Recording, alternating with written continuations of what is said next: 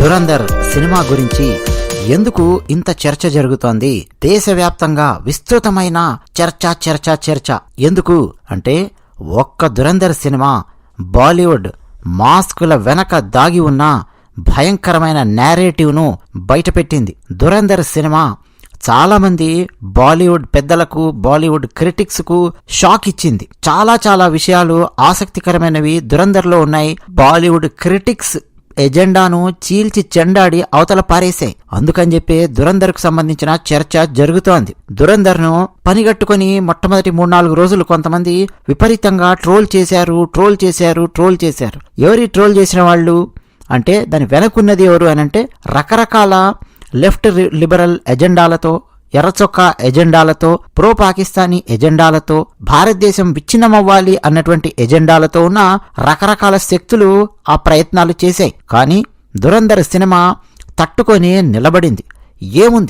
ఏముంది దురంధర్ సినిమాలో అంతగా ఆ బాలీవుడ్ పెద్దలను, క్రిటిక్స్ను భయపెట్టడానికి ఏముంది అందులో? ఈ వీడియోలో చాలా ఆసక్తికరమైన విషయాలు నేను మీకు చెప్పబోతూ ఉన్నాను. అన్నట్టు దానికంటే ముందు ఒక్క చిన్న విషయం, ఖచ్చితంగా వీడియోకు లైక్ కొట్టండి. లైక్ కొట్టి మరీ వీడియో చూడండి. లైక్ కొట్టకుండా వీడియో చూడకండి. లైక్స్ చాలా ముఖ్యం. అలాగే కామెంట్ సెక్షన్లో మీరు రాసే ప్రతి కామెంట్ చాలా కీలకం. సో ఖచ్చితంగా కామెంట్ సెక్షన్లో మీ అభిప్రాయాలు రాసి మాతో పంచుకోండి.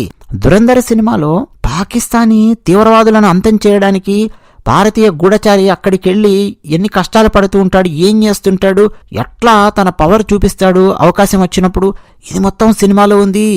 ఇది నచ్చక బాలీవుడ్ క్రిటిక్స్, సీనియర్ రివ్యూవర్స్ ఈ సినిమాను చంపేయడానికి కంకణం కట్టుకొని మొట్టమొదటి 2-3 రోజులు ఫుల్ నెగిటివ్ ప్రొపగండా చేశారు. ఒక్కసారిగా దురంధర్ ఒక వేవ్ లాగా పైకి లేచి బ్లాక్ బస్టర్ అవుతూ ముందుకు దూసుకెళ్తుంటే ఒక్కొక్క బాలీవుడ్ క్రిటిక్ గుండెల్లో రైళ్లు పరిగెడుతూ ఉన్నాయి. దురంధర్లో దాచిపెడుతూ, మాస్కులు కప్పుతూ ఏమీ చూపించలేదు. నిజానికి అసలు నిజాలను దాచిపెడుతూ బాలీవుడ్ చాలా తతంగాలు చాలా చేసింది. అంతకుముందు వచ్చినటువంటి సినిమాలలో ఆ నేరేటివ్స్ ని మొత్తం ఈ దురంధర్ సినిమా బద్దలు కొట్టింది. జనరల్ గా మీరు పాత హిందీ సినిమాలు గనక తీసుకొని చూస్తే బ్రాహ్మణులను విలన్స్ గా చూపించేవాళ్ళు, ఠాకూర్ కులానికి చెందినటువంటి వాళ్లను విలన్స్ గా చూపించేవారు. మన తెలుగు వాళ్ళ భాషలో చెప్పాలంటే రెడ్డిస్, కమ్మాస్ అనుకోండి. అలాంటి వాళ్లను బాలీవుడ్ లో విలన్స్ గా చూపించేవాళ్ళు, లేదా బ్రాహ్మణులను భయంకరమైన విలన్స్ గా చూపించేవాళ్ళు. హిందూ వ్యతిరేక అజెండాను సినిమాలలో దట్టించి చూపించేవాళ్ళు. చాప కింద నీరులాగా ఉండేది.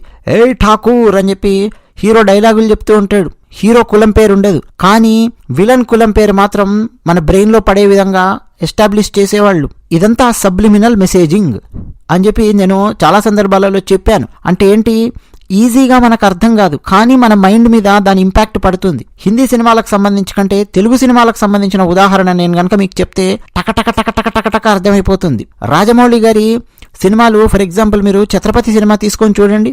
అందులో రాజ్ బిహారీ అని చెప్పి ఉంటాడు, బొట్టు పెట్టుకొని ఉంటాడు. చూడగానే మీకు ఇతను హిందువు అని చెప్పి అర్థం అవుతుంది. విక్రమార్కుడు సినిమా గుర్తుంది కదా, అందులో విలన్ గోమూత్రం తాగుతూ ఉంటాడు. రవితేజ కూడా అందులో ఒక డైలాగ్ కొడతాడు. అతన్ని కొట్టడానికి వచ్చినప్పుడు, అరే నువ్వు తాగేది ఆవుదే అయితే అని చెప్పి మొదలెడతాడు. జనరల్ గా గోమూత్రము, గోవులు అనగానే మనకు గుర్తొచ్చేదేంటి, హిందువులు, భారతీయ సనాతన ధర్మానికి చెందినటువంటి వాళ్ళు. పైగా అండి మూత్రాన్ని అలా డైరెక్ట్ గా అంత పట్టుకొని ఎవరు తాగరు. గోపంచకము అని చెప్పి తయారు చేస్తారు. పైగా ఇళ్ళు ఇలాంటివి కొన్నప్పుడు వాటిని శుద్ధి చేయడం కోసము ఉపయోగిస్తారు. అంతంత మూత్రం కూడా తీసుకొని ఎవరు చల్లరు. గోమూత్రం గురించి హిందూ మతంలో చెప్పినటువంటి కాన్సెప్ట్ వేరు. కానీ రాజమౌళి విక్రమార్కుల్లో ఎలా చూపించాడో చూసారా, అది సబ్లిమినల్ మెసేజింగ్. మనం ఆ సినిమా చూసిన తర్వాత బయట ఎవరైనా సరే గోమూత్రం గురించి ఏదైనా మాట్లాడుతున్నా మనకి తెలియకుండా ఒక విలని అనేది మన బ్రెయిన్ లో రన్ అవుతూ ఉంటుంది. మన బ్రెయిన్ లో అది రన్ అవుతుందన్న విషయం కూడా మనకు కాన్షియస్ గా తెలియదు. అదే మీరు మగధీరా సినిమా చూడండి. ముస్లిం గెటప్ లో ఉన్నటువంటి శ్రీహరి గారు ఫస్ట్ చాలా పవర్ఫుల్ డైలాగుతో ఎంటర్ అవుతారు. ఆ రామ్ చరణ్ 100 మందిని దాదాపు నరికే సీన్ వచ్చేసరికి శ్రీహరి ఇట్లా మారిపోయి ఫుల్ ఏడ్చేస్తూ ఆ రామ్ చరణ్ పాత్రకు ఫుల్ ఫ్యాన్ అయిపోతాడు, ఆ కాలభైరవ పాత్రకు. అంటే ముస్లిం మతానికి చెందినటువంటి పాత్ర అయితంది అనేది మనకు అర్థమవుతా ఉంటది. అతని లోపల ఒక లాజిక్ ఉంది, హిందూ వీరుణ్ణి అప్రిషియేట్ చేయగలిగే సామర్థ్యం ఉంది, హ్యుమానిటీ ఉంది, ఇన్ని అర్థమవుతుంటాయి మనకి. అదే పక్కన ఇంకోటి ఉంటాడు చూసారా, వాడు హిందూ, వాడు విలన్ అనేది మన బ్రెయిన్ లో పడతా ఉంటది. మర్యాదరామ్ అనే సినిమా చూడండి. అందులో విలన్ పచ్చి నెత్తురు దాగే ఫ్యాక్షనిస్టు. ఆ ఫ్యాక్షనిస్ట్ ఇంటి లోపల ఆవులు, ఎద్దులు అవన్నీ లోపల ఉంటాయి. అంటే హిందువులు అనేది ఒకటి మనకు మైండ్లో పడుతూ ఉంటుంది సబ్లిమినల్గా. సో ఇవన్నీ ఎగ్జాంపుల్స్ అండి. అంటే ఒక కైండ్ ఆఫ్ సాఫ్ట్ కమ్యూనిస్ట్ భావజాలాన్ని తీసుకొని రావడం. అంటే డైరెక్ట్ గా కమ్యూనిజం అంటే ఆర్ నారాయణమూర్తి గారి సినిమాలు, మాదాల రంగారావు గారి సినిమాలు, ఇలాంటి సినిమాలు ఉండేవి, పీపుల్స్ ఎన్కౌంటర్లు ఇలాంటివి. ఇట్లా కాకుండా ఇది ఒక kind of soft communism, soft ఎరచక భావజాలం, నాస్తిక భావజాలం, లెఫ్ట్ లిబరల్స్ భావజాలం. తెలుగు ఎగ్జాంపుల్స్ చెప్తే మీకు తక్కువ అర్థమవుతుందని చెప్పాను. ఇందిరా సినిమా మీరు చూసే ఉంటారు, కాశీ గురించి చాలా గొప్పగా తీస్తారు, అంత బాగుంది. అందులో మీరు చూడండి, షౌకత్ అలీ ఖాన్ పాత్ర ఉంటుంది. ఆ పాత్ర మారిపోయినట్టు, చక్కగా ట్రాన్స్ఫార్మ్ అయినట్టు తీస్తాడు. హిందూ ముస్లింలు ఒకరినొకరు అర్థం చేసుకుంటారు, ముస్లింకు అర్థం చేసుకోగలిగే సామర్థ్యం కూడా ఉంటుంది, తన తప్పైతే తన ఖడ్గాన్ని హిందూ ముందు పెట్టి తల వంచగలిగే సామర్థ్యం ఉంటుంది అన్నట్టు తెస్తాడు. కానీ ఇందిరా పాత్రకు ఉండే విలన్స్ అందరూ రెడ్లే ఉంటారు. ఇది ఒక కైండ్ ఆఫ్ సబ్లిమినల్ మెసేజింగ్. ఇట్లా చాలా సినిమాలు హిందీలో చెప్పాలంటే కోకొల్లలు, వందలు, వేలు, ఇంకా చాలా టార్గెటెడ్ గా తీసినటువంటి సినిమాలు చాలా ఉన్నాయి. బజరంగి భాయిజాన్ ఉంది, పసివాడి ప్రాణం సినిమా కథను కాస్త మార్చి విజయేంద్ర ప్రసాద్ గారు అందించినటువంటి సినిమా. అందులో పాకిస్తానీలు చాలా స్వీట్ గా, పాకిస్తానీలు చాలా మంచివాళ్లుగా మనకు చూపిస్తారు. మై హూనా సినిమా ఉంటది, ఆ మిస్అండర్స్టాండింగ్స్ మాత్రం ఉంటాయి తప్ప పెద్ద సమస్య ఏమీ లేదు పాకిస్తానీల నుంచి అన్న పాయింట్స్ అందులో పెడతాడు. అలాగే టైగర్ సిరీస్ గురించి నేను ఆల్రెడీ దురంధర్ సినిమా రివ్యూ ఇచ్చినప్పుడు నేను మాట్లాడాను. కావాలంటే మీరు నేను ఇచ్చిన దురంధర్ సినిమా రివ్యూ కూడా చూడండి ఈ వీడియో తర్వాత. అందులో కూడా నేను చాలా విషయాలు చెప్పాను. టైగర్ జిందా హై ఇలాంటి సినిమాలు ఉన్నాయి చూసారా, సల్మాన్ ఖాన్వి. అందులో కత్రినా కైఫ్ హీరోయిన్ ఉంటుంది. సల్మాన్ ఖాన్ ఏమో భారతదేశానికి చెందినటువంటి రా ఏజెంట్, కత్రినా కైఫ్ ఏమో పాకిస్తాన్కి చెందినటువంటి ఐఎస్ఐ ఏజెంట్. వీళ్ళిద్దరూ ప్రేమలో పడతారు. వీళ్ళకి అప్పచెప్పిన పనులన్నీ పక్కన పెట్టేస్తారు. వీళ్ళు ప్రేమలో పడి ఎక్కడో పారిపోయి క్యూబాలో కాపురం పెడతారు. ఒక ప్లేస్ నుంచి మరో ప్లేస్ కి మారుతూ వీళ్ళు ఎంజాయ్ చేస్తూ ఉంటారు. ఇది టైగర్ సిరీస్ లో మనం చూసేటటువంటి కహానీలు. ఎక్కడైనా పాకిస్తానీ ఐఎస్ఐ ఏజెంట్లు, భారతదేశానికి చెందిన రా ఏజెంట్లు కలిసి పనిచేస్తారండి. వాడు నిరంతరం మన దేశాన్ని నాశనం చేయాలని చెప్పి ప్లాన్ చేస్తున్నాడు. వాడు దురంధర్లో ఇది చూపించాడు. వాడు పాకిస్తానోడు ఎట్లా భారతదేశాన్ని నాశనం చేయడానికి ప్రయత్నం చేస్తున్నాడు అన్నది డైరెక్ట్ గా, ఓపెన్ గా, రాగా చూపించాడు. పఠాన్ సినిమా చూసే ఉంటారు కదా మీరు, షారుఖ్ ఖాన్ది. అందులో దీపికా పదుకొనే ఉంటుంది. ఎవరామే? ISI agent. వీళ్ళిద్దరూ కలిసి ఆ రష్యాలో అదేదో కొట్టేయడానికి వెళ్తారు. మళ్ళీ పఠాన్ సినిమాలో విలన్ ఎవరనుకుంటున్నారు మీరు? ఒకప్పటి భారత మాజీ రా ఏజెంట్ జాన్ అబ్రహం పాత్ర, అతను విలను. అంటే ఒక రకంగా అండి 0.5 యుద్ధము అని చెప్పి మనం మాట్లాడుకుంటుంటాం చూసారా. భారతదేశం నిజంగా యుద్ధం చేయాల్సి వస్తే 2.5 యుద్ధం చేయాల్సి వస్తుంది అన్నారు. ఈ 2.5 ఏంటి? 2 అంటే 1 పాకిస్తాన్, 2 చైనా. 0.5 ఏమిటి? మన భారతదేశంలో ఉన్నటువంటి ఇలాంటి భయంకరమైన నేరేటివ్స్ బిల్డ్ చేసినటువంటి వాళ్ళతో యుద్ధం చేయాల్సి వస్తుంది. ఇవన్నీ ఇప్పుడు నేను చెప్పినటువంటి పాత సినిమాలండి. ఇవన్నీ సినిమాలు తీయడం మాత్రమే కాదు, ఇది ఒక నేరేటివ్ ఇంజనీరింగ్ అని చెప్పి పిలుస్తారు. సైబర్ సెక్యూరిటీలో ఎలాగైతే సోషల్ ఇంజనీరింగ్ అన్న కాన్సెప్ట్ ఉందో, ఇదంతా నేరేటివ్ ఇంజనీరింగ్ అనమాట. ఎన్నో సంవత్సరాలుగా మన భారతీయుల మీద బాలీవుడ్ చేసినటువంటిది. మరి ఇందులో దురంధర్లో డైరెక్ట్ గా అండి పాకిస్తాన్ వాడిని విలన్స్ గా చూపించారు. అంతకుముందు సినిమాలలో కూడా కొన్ని సినిమాలలో పాకిస్తాన్ వాళ్ళని విలన్లుగా చూపించారు కదండి అంటారేమో. కాదు. ఇక్కడ అసలు ఈ సినిమాలో ఆ పాకిస్తాన్ లో ఉన్నటువంటి వాళ్ళు చేసే అరాచకాలు, అకృత్యాలు, అఘాయిత్యాలు, క్రూరత్వము, ఎంత భయంకరమైన తీవ్రవాదులు ఉన్నారో ఆ క్రూరత్వాన్ని చాలా చాలా రాగా చూపించాడు సినిమాలో. కొంతమంది డైరెక్టర్లు కమ్యూనిస్టులు కారు, లెఫ్ట్ లిబరల్స్ కారు, హిందువులే, భక్తులే, కానీ ఒక నేరేటివ్ కంఫర్ట్ జోన్ లో కూర్చొని ఉంటారు. ఫర్ ఎగ్జాంపుల్ రాఘవేంద్ర రావు గారు చిరంజీవి గారితో తీసిన రౌడీ అల్లుడు సినిమా ఉంది. అందులో ఐరన్ లెగ్ శాస్త్రి అయ్య బాబోయ్ అందులో గుడ్డు ఉంటదండే, నేను తిననండే అని చెప్పి అంటున్నా సరే, బలవంతంగా గుడ్డు ఉంది ఉన్నటువంటి ఆ బన్నుని చిరంజీవి పాత్ర ఐరన్ లెగ్ శాస్త్రి నోట్లో వేసి కుక్కుతుంది. ఇప్పుడు నేను చిన్నప్పుడు ఈ సీన్ సినిమా థియేటర్లో చూస్తూ ఉన్నప్పుడు నేను నవ్వుకున్నాను, ఫుల్ ఎంజాయ్ చేసాము. బయటకు వచ్చి కూడా ఒరే సినిమాలో ఒకడు బాగా లావు ఉంటాడురా, టుంబు ఉంటాడురా, చిరంజీవి వచ్చి గొడ్డ ఉంటుందంటారా ఏట్రా అని చెప్పి బన్ను తీసి నోట్లో కుక్కుతాడురా అని చెప్పి నవ్వుకుంటూ మాట్లాడి ఉంటాను నేను చాలా చిన్నప్పుడు. కానీ మనలో ఎవ్వరికీ కూడా రానటువంటి ఐడియా, అసలు సత్యం ఏంటో తెలుసా? అదే ఐరన్ లెగ్ శాస్త్రి పాత్ర ప్లేస్లో ఎవరో ఒక ముస్లిము ఉన్నట్టు ఊహించుకోండి. అదే చిరంజీవి పాత్ర ఆ ముస్లిము తినకూడనటువంటి ఒక పదార్థాన్ని బలవంతంగా నోట్లో కుక్కుతున్నాడు అనుకోండి. ప్రపంచంలో ఉన్నటువంటి ముస్లింలు ఎవ్వరూ కూడా అస్సలు తిననటువంటి ఒక మాంసం ఉందండి, తినరు వాళ్ళు, అసహ్యం వాళ్ళకి. దాన్ని బలవంతంగా నోట్లో కుక్కే ప్రయత్నం చేశాడు అనుకోండి, అదే చిరంజీవి పాత్ర. పైగా పిచ్చోళ్లాగా యాక్ట్ చేయడానికి వచ్చానని చెప్తాడు కాబట్టి రౌడీ అల్లుల్లో. అదే కారణం చెప్పి నోట్లో పెట్టమని చూద్దాం. రాఘవేంద్రరావు గారి పుంగి బజాయించేవాళ్ళు ముస్లిమ్స్ అందరూ కలిసి. సినిమా థియేటర్లో తెరలు చిరిగిపోయేవి, సీట్లు పగిలిపోయేవి. ఆ తర్వాత చిరంజీవి గారి సినిమాలు ఏమైపోయేవో మీరు ఊహించుకోవచ్చు. కోర్టు కేసులు ఏమేమయ్యేవి మీరు ఆలోచించుకోవచ్చు. కానీ మన పెద్దవాళ్ళు ఎవరు ఆలోచించలేకపోయారు అప్పుడు. మనం కూడా ఆ తర్వాత చాలా మనం ఆలోచించలేకపోయాం ఇలాంటి సీన్స్ అవన్నీ మనం చూసినప్పుడు. ఎందుకు అనంటే మన చర్మాలన్నీ దున్నపోతు చర్మాల్లాగా తయారైపోయాయి, ఇమ్యూన్ అయిపోయి ఉన్నాం మనం. హిందువుల మీద కామెడీలు ఇలాంటివన్నీ చేస్తూ ఉన్నప్పుడు అని చెప్పి నవ్వుకుంటూ వచ్చాను తప్ప మనము చిన్నప్పటి నుంచి అది తప్పురా బాబు అని చెప్పే క్రిటిక్ లేడు. క్రిటిక్స్ ఎవరు ఖండించరు, పెద్దవాళ్ళు ఎవరు ఖండించరు. అదంతే. మరి ఎవడో ఒకడొచ్చి చెప్పాలి కదా, ఒరే దిక్కుమాలిన దరిద్రులారా, పాకిస్తాన్ లోపల ఎంతో మంది హిందువులను బలవంతంగా మతమార్పిళ్లు చేశారు, వాళ్ళకు సుంతీలు చేశారు, అమ్మాయిలను బలవంతంగా ముస్లింలకు ఇచ్చి నిఖాలు చేశారు. పాకిస్తాన్లో చెప్తున్నాను, బలవంతంగా గోమాంసం తినిపించారు పాకిస్తాన్లో. అవి తట్టుకోలేక పారిపోయి బార్డర్ దాటి వచ్చినటువంటి వాళ్లకు CAA అన్నటువంటి ఒక భరోసా ఇచ్చింది నరేంద్ర మోదీ గారి ప్రభుత్వము అని చెప్పి ఎవడైనా చెప్పాలి కదా. ఎవడు చెప్తాడండి? ఏ సినిమాలో చెప్తారండి? ఎంతసేపు నాలాంటి యూట్యూబరో ఇంకెవరో మాడుతూ ఉంటే ఎక్కడో రాస్తూ ఉంటే అది ఎక్కువ మందికి వెళ్ళదు కదా. సినిమాలో వచ్చి పడితే ఎక్కువ మందికి వెళ్తుంది. ఇప్పుడు బాలీవుడ్ నేరేటివ్ అనేది మారి తీరాలి. దురంధర్ సినిమా అదే చెప్తోంది. ఈ సీన్స్ లేవు కానీ చెప్తున్నాను, పాకిస్తాన్లో ఉండేటటువంటి చాలా సీన్స్ చాలా రాగా చూపించాడు. అసలు మన వాళ్ళు దొరికితే ఎంత భయంకరంగా పాకిస్తాన్లో ట్రీట్ చేస్తారో అనేది చూపించాడు. పాకిస్తాన్ సైనికులు దొరికితే మన వాళ్ళు ఎంత చక్కగా ట్రీట్ చేస్తాము అన్నది మన భారత ఆర్మీకి చెందినటువంటి వాళ్ళని అడిగితే చెప్తారు.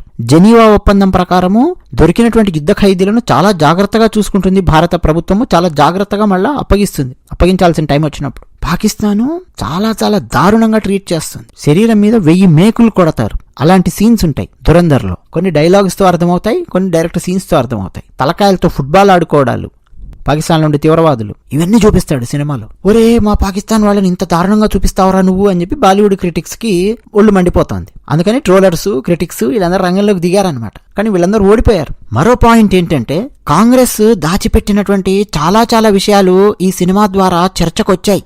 దొంగ నోట్లు మన భారతదేశంలో ఎలా చలామణి అయ్యాయి, ఎట్లా మన భారత ఆర్థిక వ్యవస్థను దొంగ ఓట్లు నాశనం చేశాయి అన్న పాయింట్ ఈ సినిమాలో మాట్లాడతాడు. అసలు ఫేక్ నోట్స్ కి సంబంధించి చాలా పెద్ద కుట్ర, చాలా పెద్ద కాన్స్పిరసీ ఉందండి మన భారతదేశంలో. ఈ సినిమాలో ఆ రూట్స్ లోపలికి వెళ్లి ఒక గిల్లి వదులుతాడు. మాధవ్ అని చెప్పే ప్రతి డైలాగు వెనక ఒక చరిత్ర ఉంటది. మీరు చాలా జాగ్రత్తగా గమనిస్తే మన భారతదేశానికి చెందినటువంటి 500 రూపాయల నోట్ల ప్రింటింగ్ ఆ ప్లేట్స్ ఉంటాయి కదా, అవి ఒకప్పటి ఫైనాన్స్ మినిస్టరు, ఆయన కొడుకు, వీళ్ళు కలిసి ఎట్లా ఏమేం చేశారు, పాకిస్తానీలకు ఎట్లా అమ్ముడుపోయారు, ఏమేం చేశారు అన్నది చర్చకొస్తోంది. అంతెందుకండి, కాంగ్రెస్ అధికారంలో ఉన్న టైంలో ప్రణబ్ ముఖర్జీ గారికి మధ్యలో ఒకసారి ఆర్థిక శాఖ అప్పగించారు. ఆ టైంలో ప్రణబ్ ముఖర్జీ గారు వచ్చి రాగానే యూరప్ లో ఉన్న ఒకానొక కంపెనీతో ఉన్న కాంట్రాక్ట్ రద్దు చేసి పారేశారు. ఏంటి ఆ కంపెనీ ఏం చేస్తుంది అంటే, మన భారతదేశానికి ఈ 500 రూపాయల నోట్లు పబ్లిష్ చేయడానికి ఆ పేపర్ను సప్లై చేస్తుంది. ఒక స్పెషలైజ్డ్ పేపర్ ఉంటుంది, అలాంటిది ఒకటి. అలాగే థ్రెడ్ ఉంటుంది చూసారా, మనము రూపాయి నోట్లు తీసుకొని చూస్తే 500 నోటు లోపల థ్రెడ్ ఉంటుంది. అదొక పర్టికులర్ టెక్నాలజీతో డిజైన్ అయ్యేటటువంటిది అనమాట. ఏ కంపెనీ అయితే మన భారతదేశానికి అప్పుడు సప్లై చేస్తూ వస్తోందో, సేమ్ కంపెనీ పాకిస్తాన్కి కూడా వాళ్ళ నోట్లు పబ్లిష్ చేసుకోవడానికి కావాల్సిన పేపర్లు అవి ఆ టెక్నాలజీని అందిస్తోంది. అసలు అలా ఎలా పెట్టారండి? మన భారతదేశానికి చెందినటువంటి శత్రుదేశం పాకిస్తాను సేమ్ కంపెనీ మనకు నోట్లకు సంబంధించిన మెటీరియల్ అదంతా సప్లై చేస్తూ సేమ్ పాకిస్తాన్ వాడికి కూడా సప్లై చేస్తోంది అనుకోండి, అక్కడ ఏదో ఒకటి తేడా జరిగే అవకాశం ఉందా లేదా? అదే జరిగింది అక్కడ. మనకు సంబంధించినటువంటి విషయాలు, రహస్యాలు పాకిస్తాన్ లో ఉన్నటువంటి వాళ్ళకు కూడా తెలిసాయి. ఎవరికి? డైరెక్ట్ ISI వాళ్ళకి తెలిసాయి. ISI వాళ్ళు ఆ టైంలో ప్రింటింగ్ ప్రెస్ లాంటిది పెట్టుకుని వాళ్ళు మన భారతదేశానికి చెందిన 500 నోట్లు ఇవన్నీ గుద్దించి మన భారతదేశం లోపలికి ప్రవేశపెట్టారు. ప్రస్తుతం మధ్య ఆసియా దేశాలలో ఉన్నటువంటి ఒకానొక దేశం నుంచి నేపాల్కి వెళ్ళి, నేపాల్ నుంచి ఉత్తరప్రదేశ్ గుండా లోపలికి ఎట్లా ప్రవేశపెట్టారు, అలాగే కొన్ని నోట్లను POK గుండా కాశ్మీర్ లోపలికి ఎట్లా ప్రవేశపెట్టారు. దీనికి సంబంధించిన చర్చ ఇప్పుడు నడుస్తోంది. దురంధర్ సినిమా వచ్చిన తర్వాత ప్రణబ్ ముఖర్జీ గారు బ్యాన్ చేశారు ఆ కంపెనీని. బ్యాన్ చేసిన తర్వాత 2 ఏళ్ల తర్వాత ఇప్పుడు P. చిదంబరం ఆర్థిక శాఖ మంత్రిగా రాగానే కాంగ్రెస్ కు మళ్ళా అదే కంపెనీతో టైఅప్ పెట్టుకున్నాడు, యూరోప్ లో ఉన్న ఆ కంపెనీతో. ఆ తర్వాత ఏం జరిగింది, ఎంత ఆర్థికంగా భారతదేశం నాశనమైంది అన్న విషయం మీ అందరికి తెలిసిందే. మళ్ళీ నరేంద్ర మోదీ గారు వచ్చిన తర్వాత ఆ టైఅప్స్ అన్ని మొత్తం కట్ చేసి ఆ కంపెనీస్ తో ఏ కంపెనీస్ అయితే మనకు నోట్లు ఇవ్వడానికి టెక్నాలజీని గానీ ఏవైతే ఇస్తూ ఉంటాయో వాటికి పాకిస్తాన్తో గానీ లేదా ఇతర కొన్ని శత్రు దేశాలు, ఇంకా కొన్ని దేశాలు ఉన్నాయి, వాటితో గానీ టైఅప్స్ ఏమైనా ఉన్నా అంటే వాళ్ళు కూడా ఆ కంపెనీస్ కి క్లయింట్స్ గా ఉంటే ఎట్టి పరిస్థితుల్లో కూడా ఆ కంపెనీతో మేము మాట్లాడము, ఆ కంపెనీతో మేము టైప్స్ పెట్టుకోము. ముఖ్యంగా ఈ నోట్లకు సంబంధించి అని చెప్పి కాంట్రాక్ట్ ఇమీడియట్ గా రద్దు చేసి పారేశారు. 2016లో పెద్ద నోట్లు రద్దు చేశారు, డిమానిటైజేషన్ చేశారు. డిజిటల్ రెవల్యూషన్ ఎలా పెరిగింది భారతదేశంలో అదంతా ఆ తర్వాత మనకు తెలిసిందే. ఇది ఇప్పుడు చర్చకు వస్తోంది. నిజానికి ఇవన్నీ మనం యూట్యూబ్లో చాలా సందర్భాలలో మన ఛానల్లో చాలాసార్లు చర్చించుకున్నాం. ఎట్లా కాశ్మీర్లో రాళ్లు విసరడం ఆగిపోయింది, ఇవన్నీ కూడా. అందుకని చెప్పి ఇప్పుడు ఈ సినిమా వచ్చేసరికి సినిమా స్కేల్ చాలా పెద్దగా ఉంటుంది కదా, యూట్యూబ్లో మాట్లాడడం కంటే భయం వేస్తుంది అనమాట. బాలీవుడ్లో ఉన్న చాలా మందికి, క్రిటిక్స్ కి, లెఫ్ట్ లిబరల్స్ కి భయం వేస్తుంది. కల్చర్ కు సంబంధించండి, హిందూ కల్చర్ మీద, మన భారతీయ సంస్కృతి మీద భయంకరమైన దాడి సినిమాల ద్వారా చాలా చాలా జరిగింది. చాలా చాలా చీప్గా చూపించారు అంతకుముందు సినిమాలలో. కానీ ఇప్పుడు దురందర్లో డైరెక్ట్ పాకిస్తాన్లో ఉన్నటువంటి కల్చర్స్ చూపించాడు. 3 కల్చర్స్, అది కూడా ఆ లారీ గ్యాంగ్ ఎక్కడెక్కడ తిరుగుతోంది, అలాగే పాకిస్తాన్లో ఉండే వేరే వేరే అధికారులు, బెలూచిస్తాను, పష్తో అంటే ఆఫ్ఘనిస్తాన్ బార్డర్, ఇంకోటి సింధ్ ప్రాంతం, లాహోర్, అక్కడ ఆ తీవ్రవాదులు, ఆ ఐఎస్ఐ ఏజెంట్లు, రకరకాల నాయకులు, వాళ్ళ కల్చరు, వాళ్ళ బిహేవియర్ ఎంత వర్స్ట్ గా ఉంటుంది, ఎలా ఉంటుంది అనేది చాలా రాగా చూపించాడు. ఎక్కడ కూడా అండి ఈ సినిమాలో మతాన్ని తిట్టలేదు, ముస్లిం మతాన్ని ఎక్కడా తిట్టలేదు, ముస్లింలను అవమానించలేదు, అలాగే హిందూని తిట్టలేదు, హిందూ మతాన్ని అవమానించలేదు. అంత నీట్గా సినిమా తీశాడు. పాకిస్తాన్ను బట్టలిప్పదీసి ప్రపంచం ముందు నిలబెట్టాడు ఈ సినిమా ద్వారా. అంటే పాకిస్తాన్ను తీవ్రవాద దేశంగా నిలబెట్టినటువంటి సినిమా ఇది. ఇక అజిత్ దోవల్ పాత్ర అంటే ఇందులో మాధవన్ వేసిన అజిత్ సన్యాల్ పాత్ర మాట్లాడే ప్రతి డైలాగు బాలీవుడ్ గుండెల్లో, ముఖ్యంగా క్రిటిక్స్ గుండెల్లో రైళ్లు పరిగెత్తిస్తోంది. లెఫ్ట్ లిబరల్స్ వెన్నులో వణుకు పుట్టిస్తోంది మాధవన్ మాట్లాడిన ప్రతి డైలాగు. 2-3 డైలాగ్స్ ఫర్ ఎగ్జాంపుల్ మనం మాడుకుంటే, ఒక డైలాగ్ ఏమంటాడంటే, ఏదో ఒక రోజు మనకు అనుకూలంగా ఉండే ప్రభుత్వం వస్తుంది, ఆనాడు మనము ఖచ్చితంగా ఏం చేయాలనుకుంటున్నామో అది మనం చేద్దాం గానీ అంటాడు. అంటే ముఖ్యంగా భారతదేశానికి చెందినటువంటి సెక్యూరిటీకి సంబంధించి మాట్లాడతాడు. ఒరే, మన మీద ఇట్లా పార్లమెంట్ మీద వీళ్ళు అటాక్ చేస్తున్నారు, మన మీద మన హైజాకులు ఇవన్నీ చేశారు, కాందహార్కి తీసుకెళ్లారు ఫ్లైట్ని, మనం ఏం చేయలేకపోతున్నాం ఏంటి వాళ్ళని అని తన పక్కనే ఉన్నటువంటి అధికారులు, తనతో పాటు పనిచేసే వాళ్ళు ఉంటారు కదా, వాళ్ళు అంటూ ఉంటే ఆ టైంలో అంటాడు, ఏదో ఒక రోజు మనకు అనుకూలంగా ఉండే గవర్నమెంట్ వస్తుంది, ఆ టైంలో మనం ఖచ్చితంగా ఇంప్లిమెంట్ చేద్దాము, పాకిస్తాన్ వాడి ఆట కట్టిద్దామని చెప్పి మాట్లాడతాడు. అంటే డైరెక్ట్ గా ఇప్పుడు నరేంద్ర మోదీ గారి ప్రభుత్వం వచ్చిన తర్వాత పాకిస్తాన్ ఆట కట్టిస్తూ ఉన్నారు కదా, ఆ విషయం చర్చకు వస్తుంది. అంతకుముందు వాజ్పేయి గారి ప్రభుత్వం ఉన్నప్పుడు రకరకాల ప్రెజర్స్ వల్ల తలొగ్గి 3 తీవ్రవాదులను వదిలిపెట్టారు. ఇక కాంగ్రెస్ ఏమో అసలే చేతగాంది, 26/11కి సంబంధించినటువంటి సంఘటనలో మనం చూసాం. కానీ నరేంద్ర మోదీ గారు back to back surgical strikes చేస్తున్నారు, ఆపరేషన్ సింధూర్ చేశారు. అంటే అజిత్ దోవల్ పాత్ర, అజిత్ సన్యాల్ పాత్ర సినిమాలో ఏదైతే చెప్తుందో అది ఇప్పుడు జరుగుతోంది కదా అని చెప్పి ప్రజలు ఆలోచిస్తున్నారు. ఇంకో డైలాగ్ ఏమంటాడంటే, అంటే తను అనే డైలాగ్ కంటే, అంటే మాధవన్ అనే డైలాగ్ కంటే ఒక ఆసక్తికరమైనది ఏంటంటే, పార్లమెంట్ మీద దాడి జరుగుతుందండి, అది సినిమాలో చూపించారు. అయితే మన గురించి, అంటే మన భారతదేశం గురించి పాకిస్తాను, ముఖ్యంగా పాకిస్తాన్లో ఉండే తీవ్రవాదులు కావచ్చు, పాకిస్తాన్లో ఉండే ఐఎస్ఐ వాళ్ళు కావచ్చు, ఏం ఆలోచిస్తున్నారు అన్నది ఇప్పటివరకు ఏ సినిమాలలో కూడా చూపించలేదు. ఈ సినిమాలో చూపిస్తాడు. ఏమనే తెలుసా, ఎందుకంటే దీంట్లో మొత్తం ఎక్కువ పాకిస్తాన్లో ఉండేటువంటిదే మనకు చూపిస్తూ ఉంటాడు. అక్కడ వాళ్ళు ఆ ఐఎస్ఐ వాళ్ళు కానీ వీళ్ళు కానీ వాళ్ళు ఏమనుకుంటుంటారు తెలుసా, ఒరే పార్లమెంట్ మీద దాడి జరిగింది కాబట్టి భారత్ మన మీద ఇప్పుడు రిటాలియేట్ చేస్తుంది, మన మీదకి దూసుకొని వచ్చేస్తుంది, ఫ్లైట్లు వేసుకొని వచ్చేస్తుంది, యుద్ధ విమానాలు, ట్యాంకర్లు అన్ని తీసుకొని వచ్చి మనల్ని చీల్చి చెండాడే ప్రయత్నం చేస్తుంది, మన మీదకి వస్తుంది అని చెప్పి అనుకుంటూ ఉంటారు వాళ్ళు. అది చూపిస్తాడు సినిమాలో. కానీ అది జరిగిందా? జరగలేదు. అలా వెళ్ళామా మనం? అప్పుడు వెళ్ళలేదు. అంటే పాకిస్తాన్ వాళ్లకు మన మీద ఎంత చులకన భావం ఏర్పడింది. మనము రిటాలియేట్ చేయాల్సినటువంటి టైంలో టగ్గఫార్ లాగా ఇచ్చిపడేయాల్సినటువంటి టైంలో ఇచ్చిపడేయకపోతే వాడు ఎలా ఆలోచిస్తూ ఉంటాడు మన గురించి అన్నది ఈ సినిమాలో ఆ నేరేటివ్ చూపిస్తాడు. ఇది బాలీవుడ్ లో ఉన్నటువంటి చాలా మందిని భయపెడుతోంది. మరో డైలాగ్ ఏంటంటే, అజిత్ దోవల్ అలియాస్ మాధవ్ అని చెప్పే డైలాగ్ ఏంటంటే, భారతదేశానికి అతిపెద్ద శత్రువులు భారతదేశం లోపలే ఉన్నారు, ఆ తర్వాతే పాకిస్తాన్ వస్తుంది అంటాడు. అంటే ఫస్ట్ శత్రువులు మనకు నంబర్ 1 ఎవడున్నాడు అంటే భారతదేశంలో ఉన్నారు అంటాడు. ఎవరు వాళ్ళు? వీళ్ళే లెఫ్ట్ లిబరల్స్, ఎర్ర చొక్కాగాళ్ళు, భారతదేశానికి వ్యతిరేకంగా మాట్లాడేవాళ్ళు, ఇట్లా నేరేటివ్ బిల్డ్ చేసేవాళ్ళు, భారతీయ సంస్కృతిని నాశనం చేసేవాళ్ళు, రకరకాల ఎన్జిఓల పేర్లతో చలామణి అయ్యేవాళ్ళు. పేరు ఎన్జిఓ అనేమో ఇంకో పేరు ఉంటుంది, మేము మొత్తం మొక్కలు నాటుతాం, చెట్లు పెంచుతాం, ఇలా ఉంటుంది. కానీ వాడు చేసే పనులన్నీ వేరు దందాలు. వీళ్ళందరి గురించి అనమాట డైలాగ్. అది అద్భుతమైన సత్యం కదండి. అది ఇలాంటివన్నీ భయపెడుతున్నాయి వీళ్ళని ఈ సినిమా ద్వారా. డైరెక్ట్ గా లెఫ్ట్ లిబరల్స్ కి ఒక బ్లో లాగా ఇచ్చి పడేసాడు. బాలీవుడ్ క్రిటిక్స్ కి దిమ్మ తిరిగేలాగా ఉంది సినిమా. ఒకనొక టైంలో అండి ముంబై ఆ అండర్ వరల్డ్ అవన్నీ ఉన్న టైంలో పాకిస్తాన్ నుంచి ఫండింగులు ఎలా వచ్చేవి 80లలో 90లలో, బాలీవుడ్ ని ఎలా నియంత్రించేవాళ్లు, సరిహద్దు అవతల నకిలీ కరెన్సీ ప్రింట్ కొట్టి, అది కూడా పాకిస్తాన్ వాళ్ళు అధికారికంగా ఒకటి మెయింటైన్ చేస్తూ ప్రింట్ కొట్టి ఇండియన్ కరెన్సీని భారతదేశం లోపలికి ఎలా పంపారు, ఈ పెద్ద పెద్ద స్టార్లు వీళ్ళందరూ డి కంపెనీ వాళ్ళు ఇచ్చే పార్టీలలో వెళ్ళి ఎట్లా డాన్సులు చేశారు, ఎలా మందు తాగుతూ ఎట్లా ఎంజాయ్ చేశారు, అవన్నీ తర్వాత బయటకు వచ్చాయి. అవేవి కూడా కల్పితాలు కావు కదా, అవన్నీ సత్యాలు. ఇప్పుడు ఈ దురంధర్ వచ్చేసరికి ఫస్ట్ టైం ఏం చేసింది తెలుసా, రాక్షసుడు అని చెప్పి చూపించింది.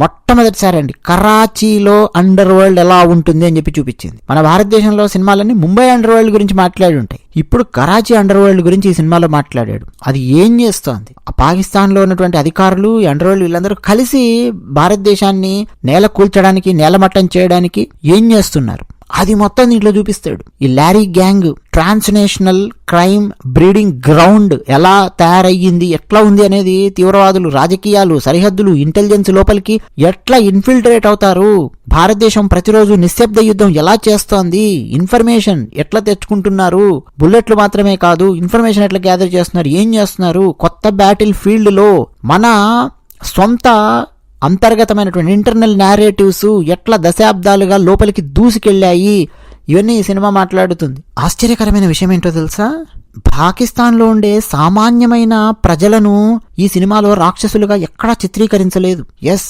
పాకిస్తాన్ యొక్క స్టేట్ నేరేటివ్ ని ఈ సినిమా బయటపెట్టింది, వాళ్ళ తీవ్రవాద మనస్తత్వాన్ని ఈ సినిమా బయటపెట్టింది. పాకిస్తాన్ పౌరులను టార్గెట్ చేసి ఈ సినిమా తీయలేదు, అసలు పాకిస్తాన్ పౌరులను చెడ్డవాళ్ళుగా తీయలేదు. కాబట్టి ఈ సినిమా మీద ఇది ముస్లింలకు వ్యతిరేకమని చెప్పి ఎవరైనా ముద్ర వేశారనుకోండి, అది రాంగ్ అవుతుంది. కాబట్టి ప్రతి భారతీయుడు చూడాల్సినటువంటి సినిమా ఇది. అన్నట్టండి హాలీవుడ్లో అమెరికన్ ఏజెంట్స్ ఎంత కష్టపడ్డారు, ఏమేం చేశారు అన్న దాని మీద చాలా అద్భుతమైన సినిమాలు వచ్చాయి. అమెరికాని ఎలా కాపాడారు, ఎలా కాపాడుతూ ఉంటారు నిరంతరం, ఏ ఆపరేషన్స్ చేశారు అన్నటువంటి సినిమాలు వచ్చాయి. ఇజ్రాయెల్ మొసాద్ చేసినటువంటి ఆపరేషన్స్ గురించి రకరకాల సినిమాలు వచ్చాయి.